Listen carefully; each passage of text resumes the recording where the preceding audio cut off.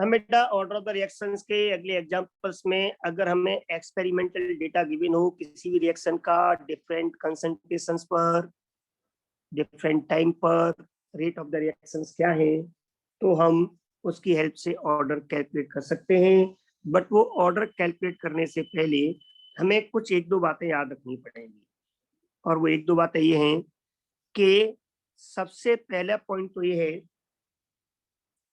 कि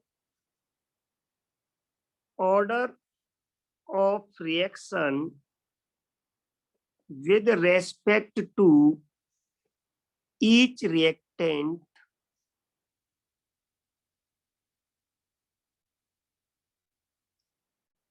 is determined by keeping constant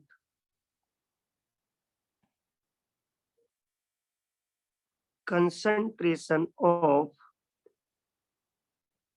other reactants। चाहे कितने भी रिएक्टेंट हो रिएक्शन में हम किसी एक रिएक्टेंट के रेस्पेक्ट में ऑर्डर पता करेंगे बेटा,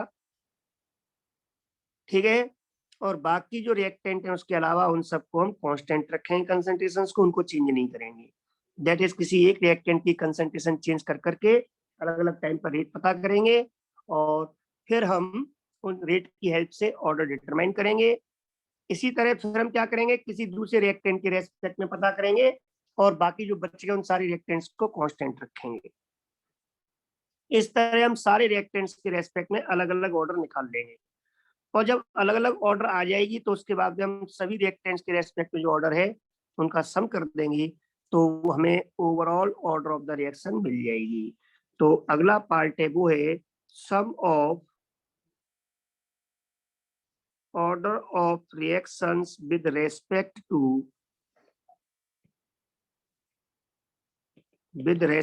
to each reactant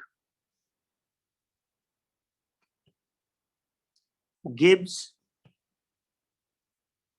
overall order of the reaction या order of overall reaction। is that clear बेटा?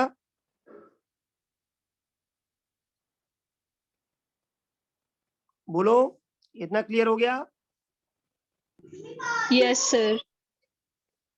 इस तरीके से ओवरऑल ऑर्डर या ऑर्डर ऑफ ओवरऑल रिएक्शन निकालने के इस तरीके को एक नाम भी दिया गया है, वो आपको मैं बोल देता हूं, Ostwald isolation method. Ostwald isolation method नाम इसलिए पड़ा, ओस्टवाल्ड ने दिया, और आइसोलेशन का मतलब हो गया कि हम आइसोलेट करके मतलब एक एक के रेस्पेक्ट में पता करेंगे। ओके बेटा हो?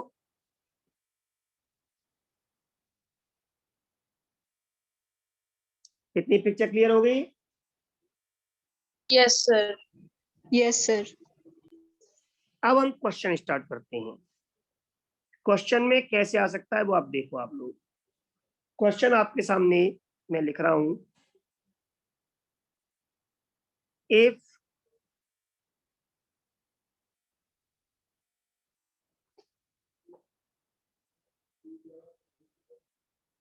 for a reaction A plus B plus C is equals to products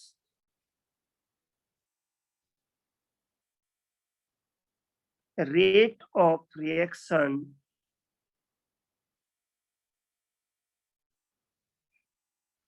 gets doubled on increasing concentration of A by 2 times। ये कहना चाह रहा है कि जब एक ही कंसंट्रेशन को मैं डबल कर दूं तो मैंने ये देखा कि rate of the reaction double हो गई है। मतलब बी और सी की बात नहीं की है, इसका मतलब बी और सी कांस्टेंट है उस टाइम पर, कॉमा गेट्स क्वाड्रपल्ड। क्वाड्रपल्ड का मतलब होता है बेटा 4 गुना होना, quadrupled on increasing concentration of B by two fold. अब टू फोल्ड कहो या टू टाइम्स कहो, एक ही बात है। मैं अलग अलग वर्ड इसलिए यूज कर रहा हूँ, जितने भी क्वेश्चंस में वर्ड यूज होते हैं वो सारे वर्ड में एक ही क्वेश्चन में इंक्लूड कर लेता हूँ, जिससे आपको कभी प्रॉब्लम नहीं हो। And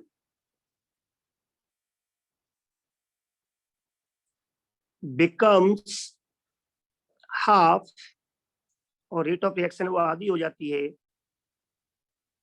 on increasing concentration of C by fourfold या 4 times. Then find order of overall reaction. बेटा क्वेश्चन समझ में आ गया? Yes sir. Very good. अब इसको सॉल्व करने के दो तरीके हैं। एक तरीका तो है जिसे हम कह सकते हैं बोर्ड एग्जाम के अकॉर्डिंग, कि बोर्ड एग्जाम में हमें क्या होता है, हर चीज मेंशन करनी होती है, लिख के आना पड़ता है। तो बोर्ड एग्जाम के अकॉर्डिंग तो हम कहेंगे कि rate of reaction R1 by R2 is equal to, क्योंकि आप लोग जानते हो रेट ऑफ रिएक्शन क्या होती है बेटा, R इज इक्वल टू के रेट कांस्टेंट पर। रेट कांस्टेंट तो सेम रहता है, तो के से तो के कैंसिल हो जाएगा, तो R1 अपॉन R2, या आप इसमें पहले रेट ऑफ द रिएक्शन मान लीजिए। चलो मैं और सिंप्लीफाई करके लिखता हूँ, आपको इजीली समझ में आ जाएगा। लेट रेट ऑफ रिएक्शन, मतलब R लिख देता हूं मैं, rate of reaction is equal to K, A पे पावर x, बी पे पावर y, और z, सॉरी सी पे पावर z। मैंने मान लिया कि रेट ऑफ द रिएक्शन जो है वो ए की कंसंट्रेशन पावर x के प्रोपोर्शनल है, बी की कंसंट्रेशन पावर y के प्रोपोर्शनल है, और सी पर पावर कंसंट्रेशन ऑफ सी पे पावर z के डायरेक्टली प्रोपोर्शनल है। दैट इज ओवरऑल द जो रेट लॉ बनेगा रिएक्शन का, वो मान लो के इज इक्वल टू ए पे पावर x, बी पे पावर y और सी पे पावर z। ओके बेटा हो? तो इसके बेसिस पर अब आप लोग 3 रेशियो बना सकते हो, वो ध्यान देना बस आप लोग। पहला ये है कि रेट चेंज हो रही है, एक ही कंसंट्रेशन चेंज होने पर बाकी चीजें कांस्टेंट हैं, तो रेशियो बन जाएगा rate R1 upon R2, that is rate in first case upon rate in second case, is equal to concentration of A in first case upon rate concentration of A in second case पर power x, क्योंकि x पे depend कर रहा है। अगर आप b के respect में बनाओगे तो बन जाएगा R1 upon R2 is concentration of b in first case upon concentration of b in second case पे पावर y, क्योंकि y वेरिएबल है, बाकी भी अदर चीजें कांस्टेंट हैं। अगर आप c को वेरी कर रहे हो, बाकी चीजें कांस्टेंट हैं, तो R1 upon R2 is equal to concentration of c first case upon concentration of c in second case पे पावर z। ओके बेटा हो? अगर आप यहाँ से इन्हें सॉल्व करते हो तो इसने पहले डेटा में क्या कहा है, देखो ध्यान से, रेट ऑफ रिएक्शन जो है वो डबल हो गई है। डबल का मतलब R1 अपॉन 2R1, R2 है वो 2R1 हो गया, रेट का डबल हो गया। ठीक है बेटा? कब? जब कंसंट्रेशन A1 से A2 जो हुई है वो कितनी हुई है, कंसंट्रेशन भी डबल हुई है, that is A2 is 2A1, A1 का डबल हो गई, 2A1 हो गई, तो इसे हम कह देंगे अपॉन 2A1, पहले केस का डबल कर दी, पावर x। अब आप इससे सॉल्व करके देख सकते हो कि 1/2 इज इक्वल टू R1 से R1 कैंसिल हो जाएगा, A1 से A1 कैंसिल हो जाएगा, इज 1/2 पे पावर x। आप कंपेयर करके बता सकते हो कि x कितना आ गया बेटा, 1 आ गया ना बेटा? अगर पावर कंपेयर करो तो इस पे पावर x है और इस पे पावर कितनी है, 1, तो x इक्वल टू 1 आ गया। अगर आप इसी तरह से मेंशन करते हो बेटा हो, किसके लिए, इस दूसरे इक्वेशन के लिए, तो R1, अब देखो b के रेस्पेक्ट में क्या हो रहा है बेटा, रेट क्वाड्रपल्स, क्वाड्रपल्स मींस रेट जो है वो 4 टाइम्स हो गई पहले की, R1 की। कब? जब कंसंट्रेशन इसने बाद में जो की है वो डबल की है, दैट इज B2 जो है वो 2 टाइम्स ऑफ B1। इसमें पावर क्या है बेटा, y। आप देख सकते हो ये क्या हो जाएगा 1/4 इज इक्वल टू 1/2 पे पावर y। इस 1/4 को आप लिख सकते हो 1/2 पे पावर 2 इज इक्वल टू 1/2 पे पावर y। तो इससे क्लियर हो गया कि y कितना आ गया बेटा 2 आ गया ना बेटा। Yes sir. अगर मैं यहाँ पर बात करता हूं तो अब इसने क्या कहा है सी के केस में, सी के केस में कहा है कि रेट हाफ हो गई है। रेट हाफ का मतलब हो गया R2 जो है वो R1 का हाफ हो गई है। कब? जब कंसंट्रेशन पहले केस के मुकाबले कंसंट्रेशन ऑफ सी जो है वो कितनी कर दी है 4 टाइम्स। कितनी कर दी है बेटा देखो सी कितनी की है 4 फोल्ड कंसंट्रेशन इस पे पावर जेड। अगर आप यहां से कंपेयर करते हो तो 2 पर आ जाएगा बेटा। Yes sir. Is equal to 1/4 पे power Z. Am I right?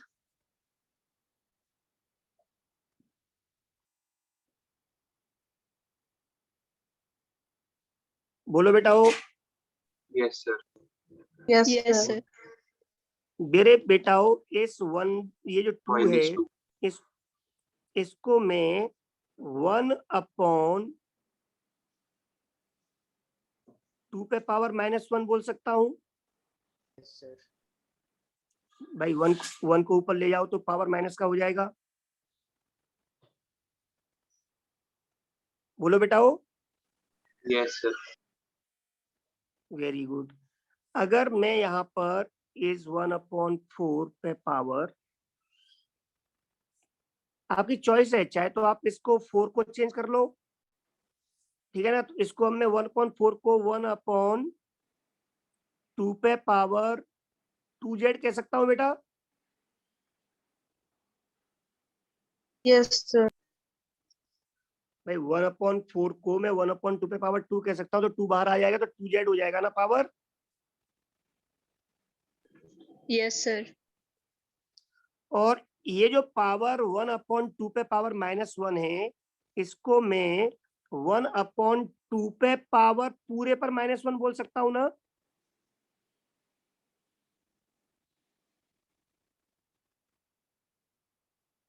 जल्दी जल्दी बोलो बेटा। Yes sir. Yes sir.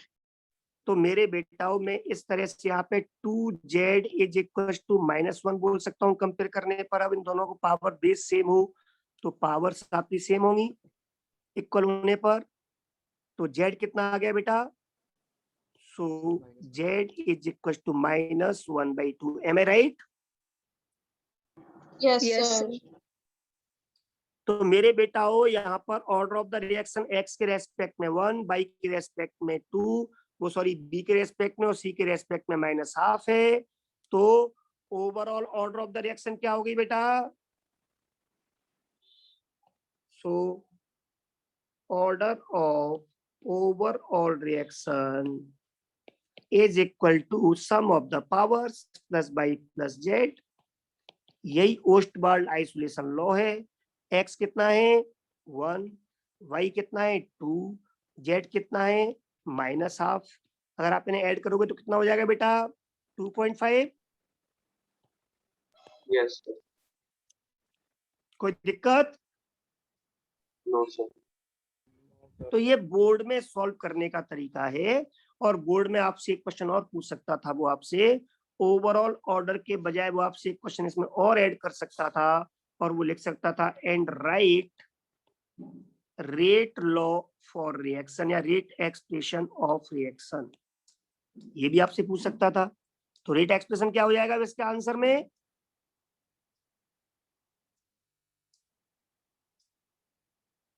Rate expression हो जाएगा बेटा, मैं आपको लिख के बता रहा हूं, थोड़ा सा पार्ट इसका इरेज कर देता हूं। तो ये रेट एक्सप्रेशन हो जाएगा इसमें, मैं अब लिख के बता रहा हूं, आप देखो ध्यान से आंसर में। एंड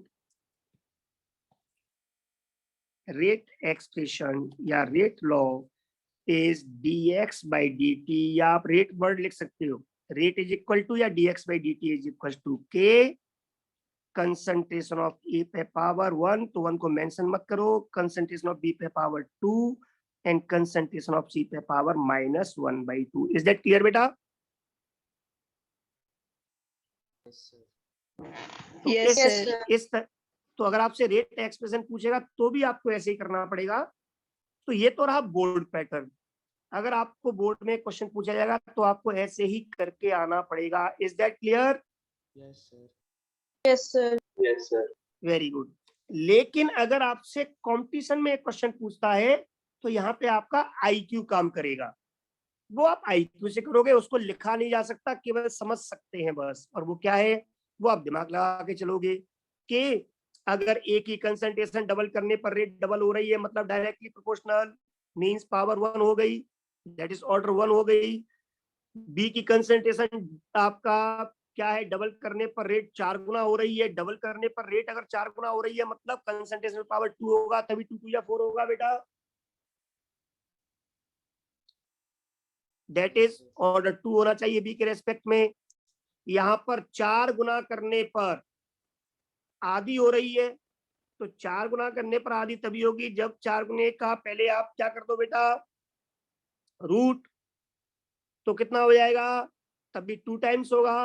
अब 2 टाइम्स का आधा कब होगा, जब उल्टा कर दोगे इनवर्स, तभी तो 1/2 बनेगा। इसका मतलब माइनस में होगा और रूट होगा।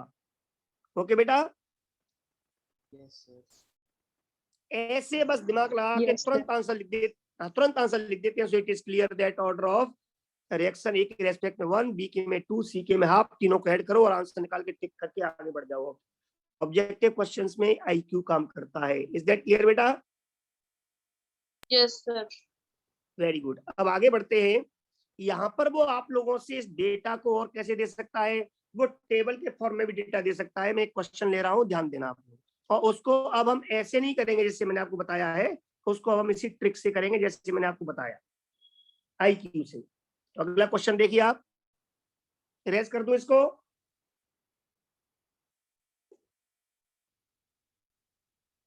बेटा इरेज कर दूं? Yes, sir. गुड। देखिए ध्यान से, तो ये सारे क्वेश्चन सिर्फ आईक्यू बेस्ड हैं। अगला क्वेश्चन है आपके सामने, for a reaction A plus B2 product, experimental data is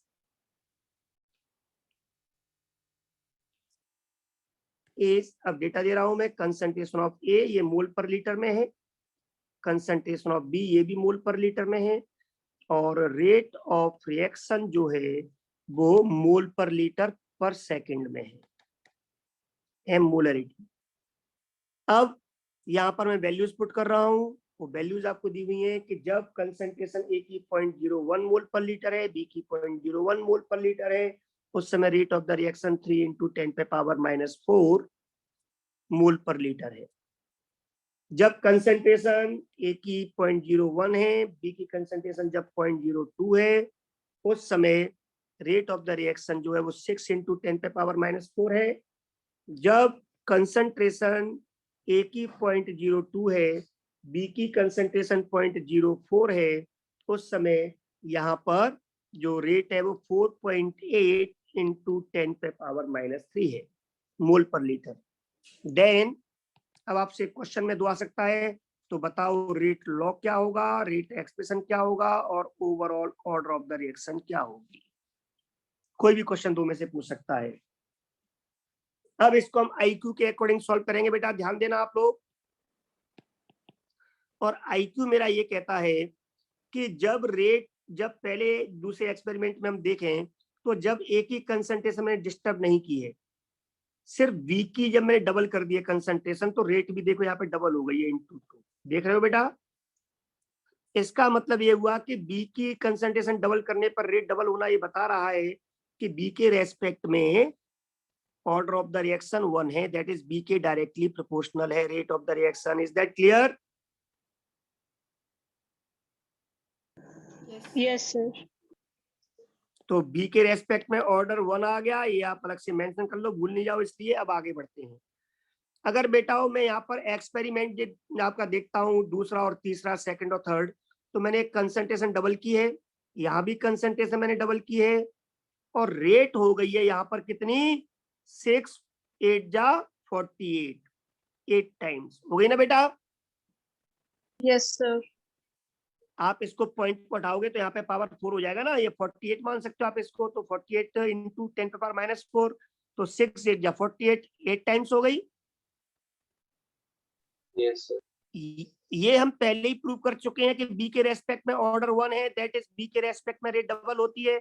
इसका मतलब बी की डबल करने पर ये डबल हुई होगी, दैट इज ये अपना कितना हो जाती, 6 2 जा 12 हो जाती केवल, कितनी हो जाती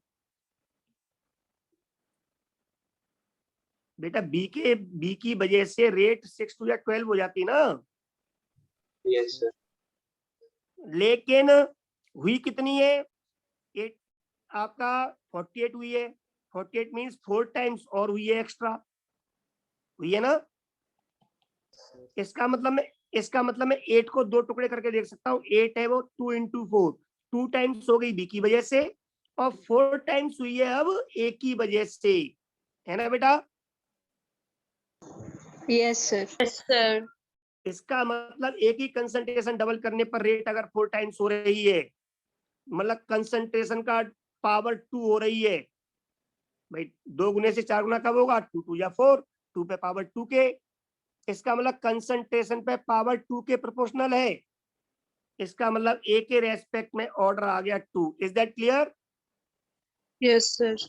Yes, sir. तो अब इसको आप कह सकते हो रेट ऑफ रिएक्शन अगर आपको निकालनी है तो dx/dt is equal to K A पे पावर 2 बी, बी पे पावर 1 को मेंशन नहीं करते, ये तो हो गया रेट लॉ। और अगर आपसे ऑर्डर ऑफ द रिएक्शन पूछे तो ऑर्डर ऑफ रिएक्शन हो गई sum of the powers 2 + 1 that is 3, answer. Is that clear बेटा? और अगर कोई ये कहे सर ऐसे कैसे हुआ है, तो मैंने आपको तरीका बता दिया अभी आपके सामने कि आप रेट के रेशियो बना करके तो आप उसे सॉल्व कर सकते हो। इज दैट क्लियर बेटा? Yes, sir. हाँ, लेकिन वो ऑब्जेक्टिव अप्रोच नहीं है, टाइम बहुत लग जाएगा, फायदा क्या। इसलिए ऑब्जेक्टिव अप्रोच में आपको ऐसे क्वेश्चंस कर करके अपने आईक्यू के बेसिस पे इन चीजों को समझना होगा। अब आगे बढ़े बेटा। Yes, sir.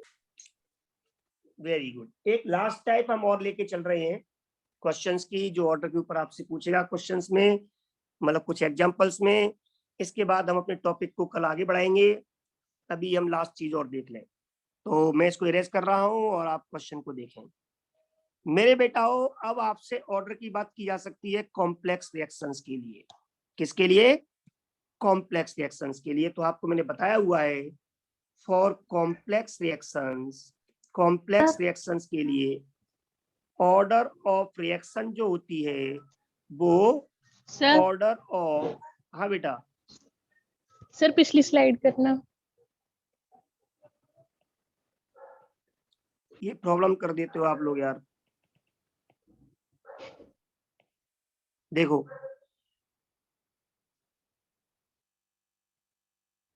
Done sir.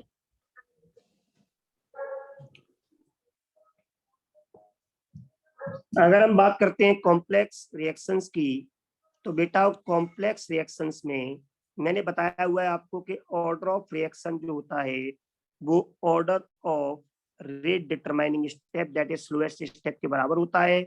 और आरडीएस का ऑर्डर है वो डायरेक्ट हम कर लेते हैं number of reactant molecules, reactant molecule direct count कर लेते हैं, दैट इज जो मॉलिक्यूलरिटी होती है आरडीएस की वही ऑर्डर मान ली जाती है। ये आपको बता चुका हूँ बेटा मैं।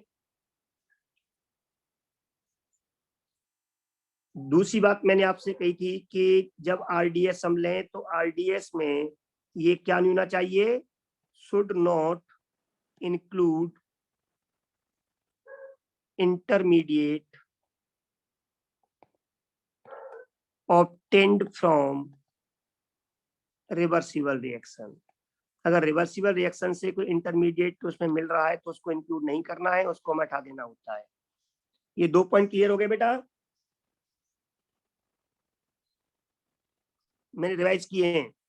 अब हम क्वेश्चन आपके सामने लिख रहे हैं, आप अपने आप समझ जाओगे कि उस क्वेश्चन का मतलब क्या है और कैसे हम इन डेटा को यूज करते हैं।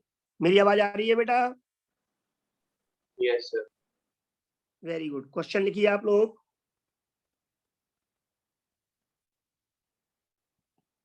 The depletion of ozone layer, आपने पढ़ा हुआ है ओजोन लेयर तो आप जानते हो, वो टाइम टू टाइम डिप्लेट हो रही है, कम होती जा रही है, उसका लॉस हो रहा है, कोरोजन हो रहा है। तो depletion of ozone layer can be written as, reaction लिख रहा हूं, ओजोन का जो गैस मॉलिक्यूल है वो पहले O2 गैस में और ऑक्सीजन एटम में ब्रेक हो रहा है। इसको हम एक इलेक्ट्रॉन शो कर देते हैं, इस तरह से आप ना करें कोई दिक्कत नहीं है। ऑक्सीजन एटम में ये आपका टूट रहा है। दूसरे स्टेप में ओजोन के दूसरे मॉलिक्यूल से ये ऑक्सीजन एटम फिर आगे कंबाइन होता है और ये दो ऑक्सीजन इस तरह से ओजोन गैस ऑक्सीजन गैस में कन्वर्ट हो रही है। ओके बेटाओ, इसमें इन्होंने बताया कि जो पहला स्टेप है वो फास्ट है और दूसरा स्टेप है वो स्लो है। इस तरह से दो स्टेप में ये ओजोन लेयर टूट रही है। अगर मैं इसकी ओवरऑल रिएक्शन लिखूं तो ओवरऑल रिएक्शन हम इसको लिख सकते हैं कि दो ओजोन के molecule getting convert into 3 molecules of oxygen, इस तरह से ओजोन लगातार कम होती जा रही है। ओके बेटाओ, ये आपके सामने एक डेटा दिया कि ओजोन लेयर इस तरह डिप्लेट हो रही है और क्वेश्चन आपसे उसने पूछा है देन ऑर्डर ऑफ रिएक्शन क्या होगी और रेट एक्सप्रेशन क्या होगा, दैट इज रेट लॉ क्या होगा इस रिएक्शन का ओवरऑल का। ये क्वेश्चन है आपके सामने। मेरी बात समझ में आ गई बेटा? Yes, sir. Very good.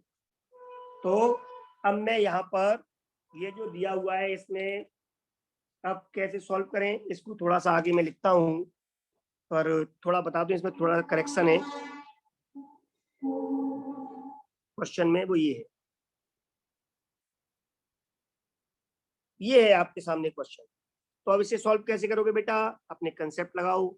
मेरे बेटाओ, इस क्वेश्चन को मैं सॉल्व कर रहा हूँ डिफरेंट पेन से। आप समझना कि इस क्वेश्चन में मैं दिमाग लगाऊंगा कि दो स्टेप जो इसमें दिए हुए हैं, इन दो स्टेप में ये फास्ट है ये स्लो है, तो ये स्लोएस्ट हो गया दोनों में, सबसे धीमा स्लोएस्ट हो गया, तो ये rate Yes. Determining step RDS हो गया। ठीक है बेटाओ, और RDS जो हो गया, इस RDS के अकॉर्डिंग हम ऑर्डर निकालेंगे। बट अब RDS के अकॉर्डिंग निकालेंगे तो इसमें एक इंटरमीडिएट है। इंटरमीडिएट कैसे पहचानते हैं? जो ओवरऑल रिएक्शन में नहीं है, इसमें कहीं नहीं है ना ये ऑक्सीजन एटम, मतलब इंटरमीडिएट है। ये इंटरमीडिएट है और वो भी किसका है, हमें किससे मिल रहा है? एक रिवर्सिबल रिएक्शन से। इसका मतलब इसको मुझे इंक्लूड नहीं करना है यहाँ पर। जब इसे इंक्लूड नहीं करना है तो मैं कैसे पता करूं ऑर्डर? तो इसको मैं यहाँ से रिप्लेस करूंगा। तो मैं RDS को वापस से रीस्ट्रक्चर करूंगा और मैं क्या लिखूंगा?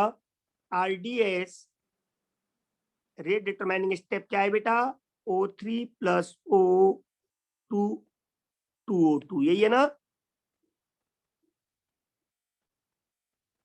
बोलो बेटाओ। Yes, sir. अरे यही है ना RDS। अब मैं क्या करूंगा, यहां से O की वैल्यू निकालूंगा।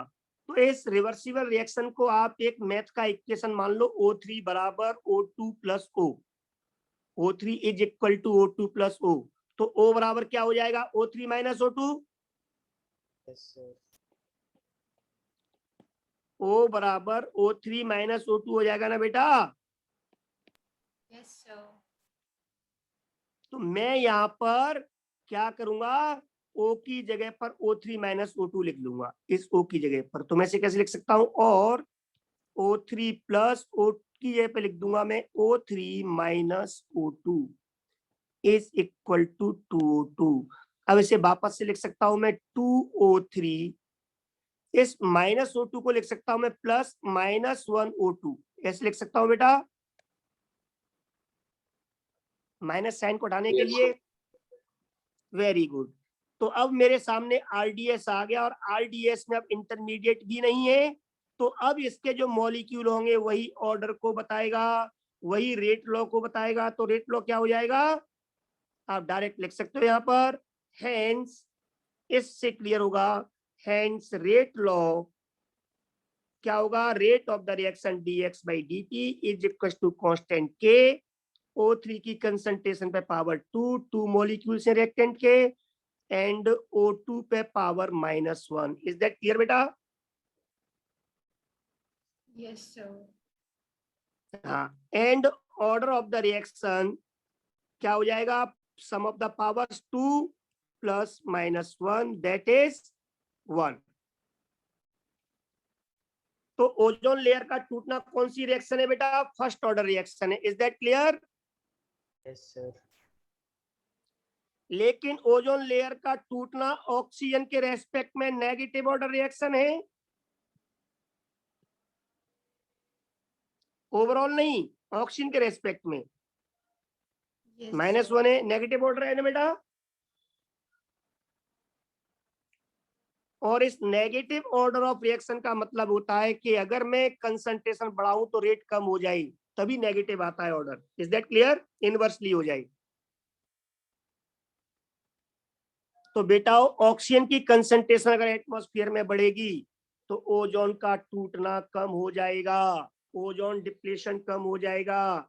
इसलिए लोग कहते हैं पेड़ पौधे लगाओ, प्लांटेशन करो, जिससे ऑक्सीजन ज्यादा एटमॉस्फेयर में डेवलप हो और ओजोन का टूटना कम हो जाए, क्योंकि ओजोन टूटने की रेट है वो डिक्रीज हो जाए। इज दैट क्लियर बेटा? Yes, sir. Very good. तो ये ध्यान रखना, ओवरऑल तो नेगेटिव नहीं है, बट ऑक्सीजन के रेस्पेक्ट में depletion of ozone is negative order reaction. That is why to protect our ozone layer, our protection layer जो है हमारी, जो यूवी रेस से हमें बचा रही है, उसे प्रोटेक्ट करने के लिए we should increase oxygen level in our atmosphere by more plantation. Okay बेटा हो? Yes, Yes, तो sir. अब तक हमने ऑर्डर ऑफ द रिएक्शंस के ऊपर कुछ क्वेश्चंस किए इन 2 सेशंस में, तो आप समझ गए कि किस तरह से हमें दिमाग लगाना होता है। बट एक बात बस थोड़ी सी नोट कर लो, जब भी किसी ओवरऑल रिएक्शन जो होती है, उस ओवरऑल रिएक्शन के जब हम स्टेप्स मेंशन करते हैं, कितने स्टेप्स में रिएक्शन हो रही है, तो उन स्टेप लिखने को हम रिएक्शन मैकेनिज्म बोलते हैं। क्या बोलते हैं? इधर की बोलो लवप्रीत, बेटा लवप्रीत माइक बंद करो। अब बताओ बेटा, बात समझ में आ गई आपके? किसी भी कॉम्प्लेक्स रिएक्शन जो है उसके स्टेप्स को जब लिखा जाता है एक सीरीज में, तो इसको हम क्या बोलते हैं, रिएक्शन मैकेनिज्म। तो अगर रिएक्शन मैकेनिज्म देके आपसे किसी रिएक्शन का ऑर्डर या रेट लॉ पूछता है, तो आपको बस इतना ध्यान रखना है कि इंटरमीडिएट उसके रेट लॉ में नहीं होना चाहिए, अगर वो किसी उससे पहले स्टेप जो है उसका रिवर्सिबल से मिल रहा है तो। इज दैट क्लियर बेटा? Yes, sir. तो आप उसको रिप्लेस कर दोगे किस तरह, उसको एक मैथमेटिकल इक्वेशन मान करके उसकी वैल्यू निकालोगे और उस वैल्यू को पुट कर दोगे। Is that clear? Yes, sir. Very good. तो इस तरह से हमने बहुत सारे क्वेश्चंस देखे। आगे हम अब डिफरेंट ऑर्डर रिएक्शंस होती हैं, उनको नाम दे दिए जाते हैं। अगर ऑर्डर 0 है तो 0 ऑर्डर रिएक्शन, 1 है तो फर्स्ट ऑर्डर रिएक्शन, ऑर्डर 2 है तो second order reaction, third order reaction, fourth order reaction, अगर वो फ्रैक्शनल वैल्यू है तो फ्रैक्शनल ऑर्डर रिएक्शन। अब हम इन रिएक्शंस को सेपरेटली डिटेल्ड में स्टडी करेंगे, इनके कैरेक्टर्स पढ़ेंगे, 0 ऑर्डर रिएक्शन क्या होता है, किस तरह से इफेक्ट होता है, किस किस बात पर उसकी रेट या कंसंट्रेशन डिपेंड करती है, उनके साथ में उनके कर्व, उनके वेरिएशंस, ये बहुत सारी बातें हमें आगे चैप्टर्स में डिस्कस करनी है। तो आज के लिए इतना काफी है। ओके बेटाओ, बाय बाय, टेक केयर।